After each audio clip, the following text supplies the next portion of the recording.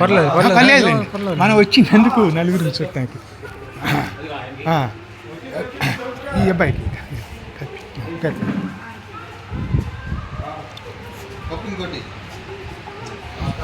ఆడు అయ్యాసు దా నువ్వు కప్పుదు కప్పి కాయలు పెట్టు.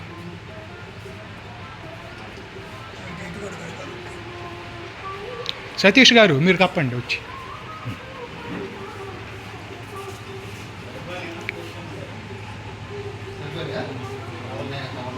అన్నదానాన్ని మించిన మరో దానం లేదు. ఆపదలో ఆదుకున్న వాళ్ళే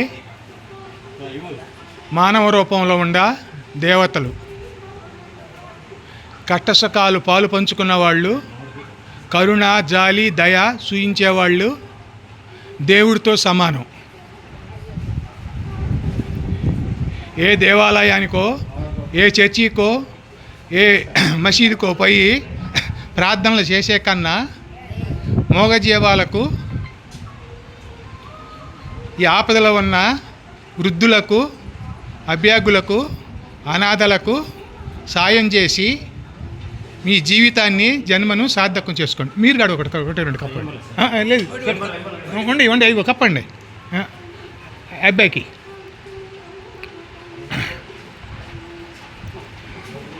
నీటి బొడగ లాంటి ఈ మానవ జీవితం శాశ్వతం కాదు. ఎప్పుడు ఎవరికి ఏది జరిగేది తెలియదు. అందువలన మనకి ఉన్నంతలోనే పెద్ద లక్షలు కోట్లు దానం చేసాల్సిన పరిస్థితి ఏం కాదు. ఉన్నంతలోనే మనం తినే దాంట్లోనే సాయం చేసి అందరి యందు జాలి దయ చూయించి మానవ జీవితాన్ని సార్థకం చేసుకోగలరని మరీ కోరుతున్నాము. మద్దిరాల శివయ్య గారి వృద్ధాశ్రమంలో ఈ కార్యక్రమము సంతోషంగా ఆనందంగా 10గురికి సాయం చేసి